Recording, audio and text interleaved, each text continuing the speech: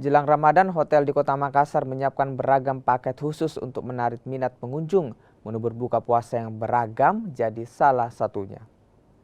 Jelang bulan Ramadan, hotel dan juga restoran di Makassar, Sulawesi Selatan mulai ramai-ramai menawarkan paket khusus untuk bulan Ramadan.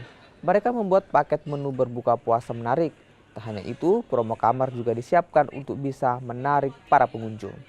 Paket spesial berbuka puasa memang jadi salah satu andalan bisnis hotel dalam menarik pengunjung di bulan Ramadan. Menu berbeda bahkan disiapkan di setiap harinya saat Ramadan tiba. Okupansi hotel sendiri diprediksi akan menurun hingga 50% di bulan Ramadan, namun paket khusus di bulan Ramadan bisa jadi salah satu solusi untuk menutupi anjloknya okupansi. Di bulan Ramadan sudah pasti okupansi akan drop. Okupansi akan drop di sekitar 40% juga. Karena normalnya di sekitar 70 atau 80 di Ramadan itu sudah pasti di bawah 50% kalau okupansi.